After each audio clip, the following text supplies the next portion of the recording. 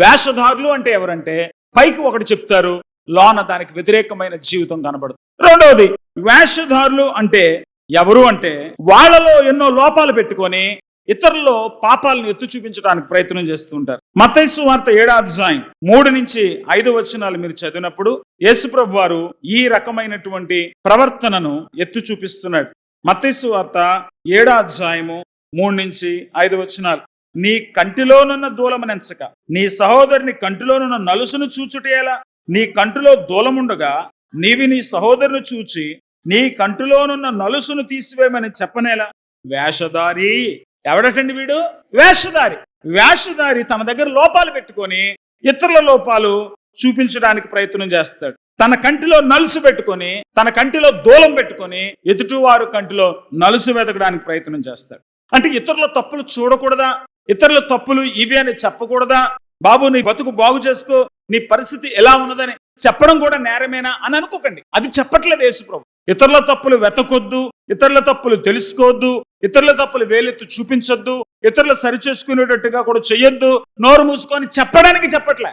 మొదటి నుండి కూడా మన ఆలోచనకి క్రీస్తు ప్రభు వారి బోధకి ఎంత వ్యత్యాసం ఉందో చెప్పడానికి ప్రయత్నం చేస్తూనే ఉన్నాను. మత్తయి సువార్తలో పరలోక రాజ్య సంబంధుల గుణగణాల గురించి చెప్పేటప్పుడు ఎన్నో అపోహలను చెరిపే ప్రయత్నం చేశాను. 6వ అధ్యాయం దగ్గరకు వచ్చేసరికి కూడా 3 అపోహలను తొలగించడానికి ప్రయత్నం చేశాను. నువ్వు ధర్మము చేయనప్పుడు అందరికి కనపడేటట్టు చెయ్యొద్దు అంటే ఇక అందరికి కనపడేటట్టు అసలు చేయకూడదని అర్థం కాదు. నీ ఉద్దేశం ఏంటి? ఏ ఉద్దేశంతో చేస్తున్నావు? ఉద్దేశాన్ని ప్రశ్నిస్తున్నాడు కానీ చేసే విధానాన్ని యేసు ప్రశ్నించట్లేదు.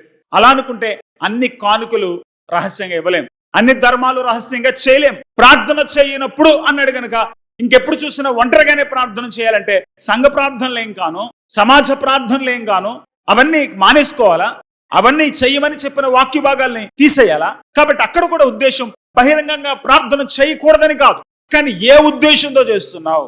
What is your intention? నీ మనసులో ఉన్న ఉద్దేశం ఏంటి? ఉపవాసము చేయనప్పుడు అంటే ఉపవాసం చేసినప్పుడు తలంటుకొని లోనకెళ్ళే ప్రార్థన చేయాలా? ఉపవాసం ఉన్నప్పుడు బయట ఉండకూడదా? అందరికీ తెలవకూడదా? అంటే అందరికీ తెలవకూడదని ఎలా పడితే అలా తిరగొచ్చా? అది కాదు అక్కడ ఉద్దేశం. ఎవరు చూస్తున్నారో నువ్వు ఉపవాసం చేస్తున్నావు. ఉద్దేశాలను మాత్రమే ఆయన గట్టిగా విమర్శిస్తున్నాడు కానీ చేసే విధానాలను కాదు. కాబట్టి ఇక్కడ వేషధారునుకున్నటువంటి 2వ రూపం ఇతరుల లోపాలని ఎత్తి చూపించడం. లోపాలు ఎత్తి చూపించడం చాలా అవసరం. పాస్టర్ గారండి మీ దగ్గర ఈ పద్ధతి నాకు నచ్చలేదు అని చెప్పొచ్చు. ఆయన కూడా దానికి వివరణ ఇచ్చేటువంటి అవకాశం కూడా ఇవ్వాలి. ఆ వివరణ నీకు నచ్చినా నచ్చకపోయినా ఆమోదించాల్సిన అవసరమేం లేదు. అది వాక్యానికి విరుద్ధమైనప్పుడు అది సేవకుడైనా నువ్వు పక్కన పెట్టాల్సిందే. లేఖనాలే శిరోధార్యం కావాలి కానీ అభిమానం మన యొక్క ఆలోచనలకు అడ్డుకట్టలు వేయకూడదు. కొంతమంది అభిమానంలో మునిగిపోయి తమ అభిమాన పాస్టర్ గారు కానీ నాయకుడు కానీ ఏం చేసినా సమర్థించేస్తారు. అది తప్పు.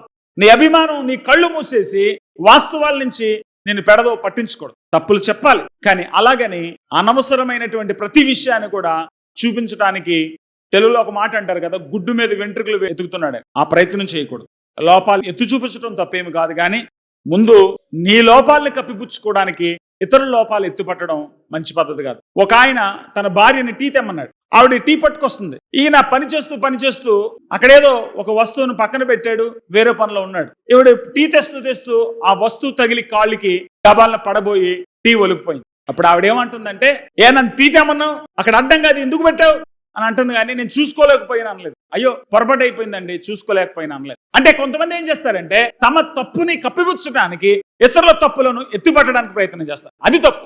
ఆదామా ఎందుకయ్యా పండు తిన్నావంటే నాది పొరపాటు అయ్యింది, మా ఆవిడ ఇచ్చినప్పుడు ఆ మాయలో పడి తినేశాను, నాదే పొరపాటు, అలా చేయకుండా ఉండాల్సింది అని ఉంటే ఇవాళ చరిత్ర ఏ దశలో ఉండేదో కదా.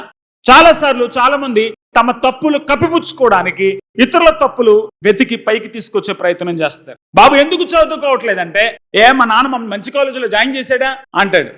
ఎందుకు చదువుకోవట్లేదంటే, కాలేజీకి వెళ్ళటానికి బండి కొనిచ్చాడా అంటాడు. బండి లేకపోయినా, పుస్తకాలు కొనివ్వకపోయినా, లైబ్రరీలో పుస్తకాలు తెచ్చుకొని చదువుకొని రోడ్ల పక్కన పడుకొని ఐపీఎస్లు అయిన వాళ్ళు చాలా మంది ఉన్నారు. కానీ వాళ్ళని ఎవరు మాదిరిగా తీసుకోరు. ఎందుకు ఈ పొరపాటు చేశావంటే ఉన్న లోపాలను చూపించడానికి ప్రయత్నం చేస్తారు. ఇది వేషధారణ. ఎందుకయ్యా చర్చికి రావట్లేదంటే మీరు టైంకి వస్తున్నారా అని అడగడం తప్పేమి కాదు, కానీ నువ్వు టైంకి వస్తున్నావా? సో వేషధారి తనలో లోపాలు పెట్టుకొని ఇతరుల లోపాలని చూపించడానికి ప్రయత్నం చేస్తాడు. ఇది వేషధారణకు ఉన్నటువంటి మరొక పార్శ్వం. దీని ఇంకో మాటలో చెప్పాలి అని అంటే, తన స్వనీతితో ఇతరులను విమర్శ చేస్తూ ఉంటాడు. తన మంచితనాన్ని బట్టి గర్విస్తూ, తనకున్నటువంటి స్వనీతితో ఇతరులను చిన్న చూపు చూస్తూ విమర్శించటం తగదు అని యేసుప్రభు ఇక్కడ బోధిస్తున్నాడు, కానీ లోపాలు చూపించొద్దు అని ఆయన బోధించట్లే. ఇతరుల జీవితాల లోపాన్ని వెతకడానికి ముందు, ఇతరుల కంటిలో నలుసుని వెతకడానికి ముందు నీ కంట్లో ఉన్న దూలం చూసుకో అని అంటున్నాడు యేసుప్రభు. నిన్ను నువ్వు పరీక్షించుకొని చెప్తున్నాడు యేసుప్రభు. రోమపత్రిక 2వ అధ్యాయంలో మీరు చూసినప్పుడు 1 నుంచి 6 వచనాల్లో, కాబట్టి తీర్పు తీర్చు మనుష్యుడా, నీవెవడవైనా సరే నిరుత్తరుడవై ఉన్నావు. దేని విషయంలో ఎదుటి వానికి తీర్పు తీర్చుచున్నావో దాని విషయంలో నీవే నేరస్తుడు అని రుజువు అవ్వటం లేదా? నువ్వే పనికిమాలిన పనులు చేస్తూ ఇతరులో ఉన్నటువంటి పనికిమాలినతనాన్ని చూపించడానికి ట్రై చేస్తున్నావు. ఎవరి మీద అయినా సరే దేవుడు తీర్పు వస్తుంది. 3వ వచనం చూడండి. అట్టి కార్యములు చేయవారికి తీర్పు తీర్చుచు వాటినే చేయించిన మనుషుడా, నీవు దేవుని తీర్పును తప్పించుకుందామని అనుకుందువా? వాళ్ళు ఎలా చేస్తున్నారు, వీళ్ళు ఎలా చేస్తున్నారు, వీళ్ళు ప్రార్థనకు రారు, వీళ్ళు దేనికి సాయానికి రారు, వాళ్ళు ఇటువంటి వాళ్ళు, వీళ్ళు ఇటువంటి వాళ్ళు అని అందరిలో వేలెత్తు చూపించే నువ్వు అదే పని చేస్తుంటే దేవుడు చూస్తూ ఊరుకుంటాడా? లేదా దేవుని అనుగ్రహం మారు మనసు పొందుటకు నిన్ను ప్రేరేపిస్తుందని ఎరగక ఆయన అనుగ్రహైశ్వర్యమును, సహనమును, దీర్ఘశాంతమును తృణీకరిస్తావా? నువ్వు మారు మనసు పొందకపోతే, నా బ్రతుకు బాగుండాలని నువ్వు అనుకోకపోతే, నీ మీదకి దేవుని తీర్పు, దేవుని ఉగ్రత ఖచ్చితంగా వస్తుంది. 5వ వచనం. నీ కాఠిన్యమును మార్పు వందని నీ హృదయమును అనుసరించి ఉగ్రత దినమందు, అనగా దేవుని న్యాయమైన తీర్పు బయలుపరచబడి దినమందు నీకు నీవే ఉగ్రత సమకూర్చుకొనిచున్నావు. ఆయన ప్రతివానికి వాని క్రీచపం ప్రతిఫలమును ఇచ్చు. జాగ్రత్త. యేసు ప్రభు ఈ భూమి పరిచయం చేస్తున్నటువంటి దినాల్లో అప్పటి కాలపు మెతపెద్దలైన పరిచయులతో ఆయన ఇటువంటి సంఘర్షణ ఎదుర్కొన్నాడు. వాళ్ళు ఒకటి బోధిస్తారు, ఒకలా జీవిస్తారు. ఈ పరిచయులకు ధర్మశాస్త్రంలో ఉన్నటువంటి ప్రతి అక్షరముతో అవినాభావ సంబంధం ఉంది. వాక్యాన్ని అవపోసన పెట్టారు. ఏదైనా చెప్తే టకటక రెఫరెన్సులు వాళ్ళ నోటంటే వచ్చేస్తాయి. యేసుప్రభు ఏదైనా మాట్లాడితే అవును ఇది పలానా ప్రదేశం నుంచి మాట్లాడాడని చెప్పగలరు. వాక్యం అంత బాగా తెలుసు, కానీ వాళ్ళు బతుకులు ఎందుకు బాగాలేవంటే, ఇప్పుడు బాగా చదువుకున్నాడుతో వచ్చిన తలకిపోటు ఏంటో చెప్తాను చూడండి. మన రాజ్యాంగాన్ని బాగా చదువుకున్న వాళ్ళు ఉంటారు, వాళ్ళని ఏమంటారు?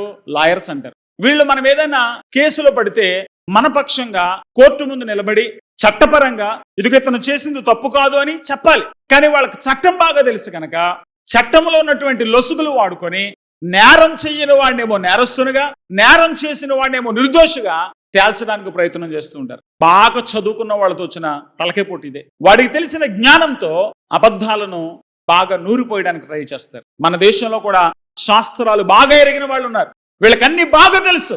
ఆ జ్ఞానాన్ని అడ్డం పెట్టుకొని మనుషులతో అడ్డమైన నీచ పనులు చేస్తారు. నీచమైన ఆచారాల్లో మనుషుల్ని తొక్కిపడేశారు. నువ్వు పలానా కులం వాడివి, నువ్వు పలానా వర్గం వాడివి, నువ్వు పలానా ప్రాంతం వాడివి, నువ్వు ఇలాగే ఉండాలి, నీ బతుకింతే అని అణగదొక్కేశారు. బాగా చదువుకున్న వాళ్ళు చేసిన పని ఇది, బాగా తెలివైన వాళ్ళు చేసిన పని ఇది.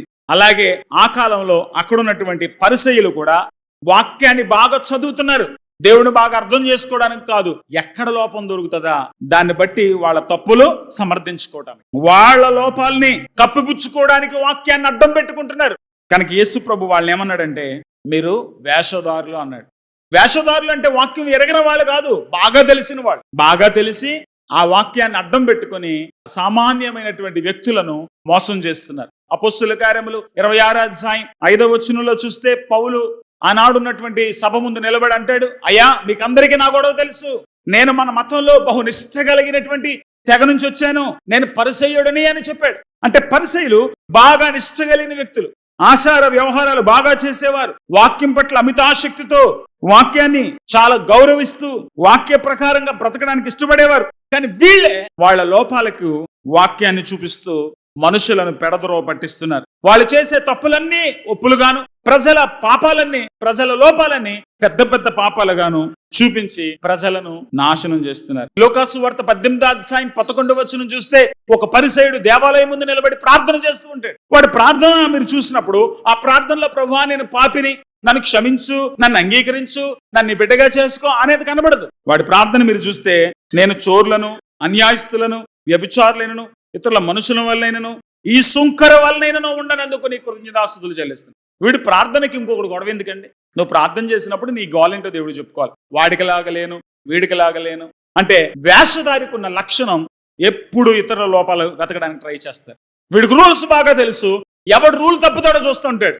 వీడికి భక్తి బాగా తెలుసు, ఎవరిలో పాపంలోనవి చూస్తూ ఉంటాడు. వీడు చాలా పరిశుద్ధుడుగా ఉంటాననుకుంటాడు, కనుక అందరినీ అపవిత్రులుగా చూస్తాడు. వేషధారికి ఉన్న మరొక పార్శ్వం ఇది. అందుకే యేసయ్య వారిని కఠినంగా విమర్శించాడు. మత్తయి సువార్త 23వ అధ్యాయం 23వ వచనం. అయ్యో వేషధారులైన శాస్త్రులారా, పరిసయ్యులారా, మీరు పుదీనాలోను, సోపులోను, జీలకర్రలోను 10వ వంతు చెల్లిస్తారు గాని ధర్మశాస్త్రంలో ప్రధానమైనటువంటి విషయాల్ని, అంటే న్యాయమును, కనికరమును, విశ్వాసమును విడిచిపెట్టితిరి.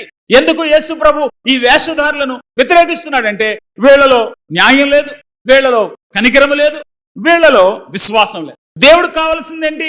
నీలో న్యాయం కనపడాలి, నీలో కనికరము కనపడాలి, నీలో విశ్వాసం కనపడాలి. ఇవి దేవుడు కోరుతున్నాడు. మీకా 6వ అధ్యాయం 8వ వచనంలో యెహోవా దేవుడు ఆ రోజునున్నటువంటి ఇశ్రాయేలు భక్తులను ఉద్దేశించి ఈ మాట తెలియజేశాడు కదా, మనుషుడా, ఏది ఉత్తమమో అది నీకు తెలియచేయబడి ఉన్నది. న్యాయముగా నడుచుకొనుటయు, కనికరమును ప్రేమించుటయు, దీన మనస్సు కలిగి దేవుని ఎదుట ప్రవర్తించుటయు. ఇంతే కదా యెహోవా నేను అడుగుతున్నాడు. దేవుడికి ఏం కావాలండి? దేవుడు ఏం కోరుతున్నాడు? దేవుడు న్యాయాన్ని కోరుతున్నాడు, దేవుడు విశ్వాసాన్ని కోరుతున్నాడు, దేవుడు కనికరాన్ని కోరుతున్నాడు. న్యాయము, కనికరము, విశ్వాసము లేకుండా నువ్వెంత భక్తి చేసినా అది దేవుడికి ఏమాత్రం కూడా ఆమోదయోగ్యం కాదు. కాబట్టి ఆ రోజుల్లో యేసుప్రభు వారు వేషధారి అన్న ప్రతిసారి అది పరిసయ్యులకే బాగా వర్తించే పదంగా మారిపోయాయి. కాబట్టి వేషధారణ 2 రకాలుగా కనబడుతుంది. ఏమిటా 2 రకాలు? ఒకటి చెప్తారు, మరొకటి చేస్తారు. రెండవది, వేషధారులు అంటే ఎవరు? తమలో లోపాలు పెట్టుకొని ఇతరుల లోపాలు ఎత్తుపట్టడానికి ప్రయత్నము చేస్తారు. ఈ రెండిటిలో మీరు ఉన్నారా? ఒకటి మాట్లాడుతూ మరొక రకంగా బతుకుతున్నారా? ఆదివారం భక్తులుగా, సోమవారం నుంచి భయంకరమైనటువంటి వ్యక్తులుగా జీవిస్తున్నారా? మీకే దేవుడితో సంబంధం లేదు, ఇక వాళ్ళకి లేదు, వీళ్ళకి లేదని విమర్శించే వాళ్ళగా తయారవుతున్నారా? అటువంటిప్పుడు మీరు కూడా వేషధారులే. మిమ్మల్ని కూడా దేవుడు క్రూరమైన వారిగా, కంపు కొట్టేవారుగా, విషపూరితమైనటువంటి వ్యక్తులుగానే దేవుడు చూస్తున్నాడు. దేవుని బిడ్డలు యథార్థవంతులుగా ఉండాలి. ఆయన యథార్థముగా ఆరాధించే వారి కొరకు చూస్తున్నాడు, యథార్థముగా ప్రార్థించే వారి కొరకు చూస్తున్నాడు. అంతరంగములో శుద్ధిని కోరుతున్నాడు, అంతరంగములో పరిశుద్ధతను కోరుతున్నాడు. 1 పేతురు 1వ అధ్యాయం 16వ వచనం. మిమ్మల్ని పిలిచిన వాడు పరిశుద్ధుడైన ప్రకారం మీరును సమస్త ప్రవర్తన యందు పరిశుద్ధులై ఉండాలి. ఏ పాపాన్ని కూడా దేవుడు ఆమోదించలేడు. పరిశుద్ధులై ఉండాలి, నిష్కపటమైన ప్రేమ కలిగిన వారై ఉండాలి. రోమపత్రిక 12వ అధ్యాయం 9వ వచనం. కాబట్టి యేసుక్రీస్తునందు విశ్వాసముతో జీవించే మనం, లేకపోతే యేసుక్రీస్తునందు విశ్వాసము కలిగిన వ్యక్తులు అని చెప్పుకునే మనం పరిశుద్ధత లేకుండా, ప్రేమ లేకుండా జీవించడం దేవుని దృష్టిలో వేషధారణ. జీవితం ఒక నాటకం కాదు, నువ్వు నటించటానికి. జీవితం దేవుడు ముందు తెరవబడిన పుస్తకం. నువ్వేది కూడా ఆయన ముందు దాచలేవు. మనకి తెలియకుండానే మన జీవితంలో పాప ఉద్దేశాలు చొరబడేటువంటి అవకాశం ఉంది. అందుకే మనలో మనం ఎప్పుడు కూడా పరిశీలన చేసుకుంటూ ఉండాలి. నాలో ఏదైనా లోపం ఉందా? నన్ను దేవుడు చూసి మెచ్చుకోగలడా? నా ప్రార్థన మెచ్చుకోగలడా? నా ఆరాధన మెచ్చుకోగలడా? నా ప్రవర్తనని ఆయన మెచ్చుకోగలడా? నా బ్రతుకు ఎలాగుందని ప్రతిక్షణం పరిశీలన చేసుకోవాలి. గలతీ పత్రిక 2వ అధ్యాయం 11 నుంచి 14 వచనాలు చూసినప్పుడు అక్కడ పేతురు, పౌలు మధ్యన జరిగిన ఒక సంఘర్షణ కనబడుతుంది. పేతురుని దేవుడు అపోస్తల కార్యంలో 10వ అధ్యాయంలో అన్ని జనుల మధ్యన సువార్త చేయడానికి పిలిచాడు. అప్పుడు పేతురు ఒక విషయం తెలుసుకున్నాడు, దేవుడు యూదులకు మాత్రమే కాదు అందరికీ దేవుడని. మరి అక్కడి నుండి అతడు అదే విధానాన్ని పాటించాల్సింది. కానీ ఒకసారి ఒక సందర్భంలో ఒక విందులో కూర్చున్నప్పుడు అక్కడ అన్ని జనులతో కలిసి మిమ్మల్ని దేవుడు ఆమోదించాడని వాళ్ళతో కలిసిమెలిసి ఉండడానికి ప్రయత్నం చేశాడు. కానీ అక్కడికి యూదులు రాగానే వెంటనే భోజన పంక్తిలో అన్యుల మధ్యలోంచి లేచి మళ్ళీ యూదుల దగ్గరికి వెళ్ళి కూర్చుంటాడు. అది పౌలుకి ఏమాత్రం నచ్చలే. పౌలు దాన్ని వ్యతిరేకిస్తాడు. ఇప్పటి వరకు ఒక నాటకం ఆడావు, ఇప్పుడు ఇంకో నాటకం ఆడతావు, ఇది దేవుడి దృష్టిలో నేరం. 2వ అధ్యాయం 11వ వచనం. అపరాధిగా తీర్చబడెను. ఉంటే యథార్థంగా ఉండు. నిజంగా దేవుడు అనిజనులు ప్రేమిస్తున్నాడని వాళ్ళతో ఉండాలనుకున్నా వాళ్ళతో ఉండు. వాళ్ళు వెంటనే జెండా మార్చేస్తావు ఎందుకు? అంటే నీ వాళ్ళను కోల్పోతానని భయమా?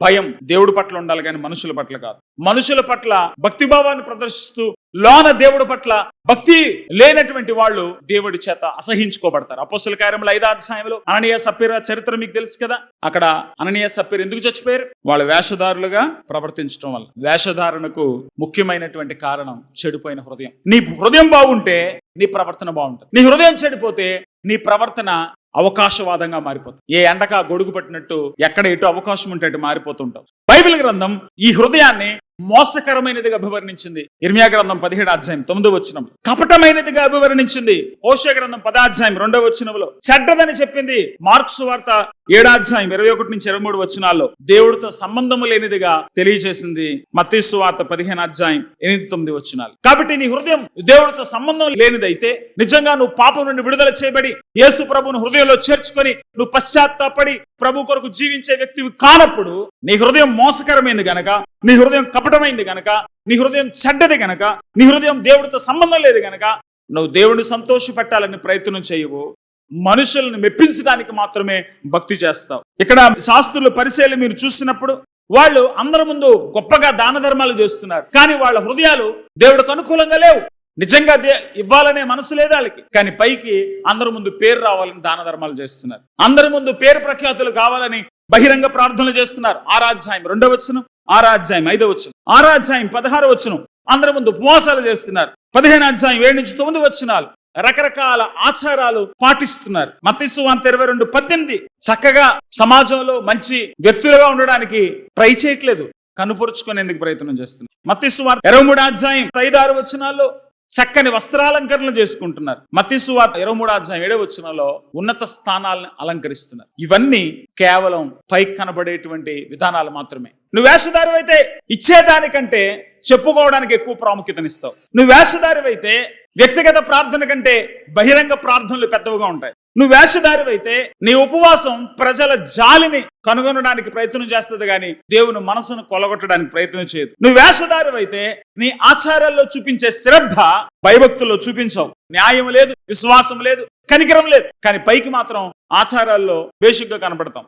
ఇక నువ్వు వేషధారివైతే నీ వస్త్రాలు బాగుంటాయి, కానీ నీ వ్యక్తిత్వం బాగోదు. నువ్వు వేషధారివైతే అందరి ముందు గొప్పగా కనపడతావు, కానీ నీ బతుకేమి అంత గొప్పగా ఉండదు. కాబట్టి వేషధారులుగా కాకుండా నిజమైన విశ్వాసాలుగా ఉండడానికి ప్రయత్నం చేయండి. యేసు ప్రభు అంతరంగాన్ని చూస్తున్నాడు. మనుషులు పై రూపాన్ని లక్ష్య పెడతారు, దేవుడు అంతరంగాన్ని లక్ష్య పెడుతున్నాడు. యెహోవా హృదయాంతరంద్రియములను పరిశీలిస్తున్నాడు. కాబట్టి ఆయన ముందు యోగ్యమైనటువంటి వ్యక్తులుగా, ఇంపైన సువాసన వలె ఆరాధించేటువంటి వ్యక్తులుగా ఉండండి. అప్పుడే దేవుడు మిమ్మల్ని ఆశీర్వదిస్తాడు.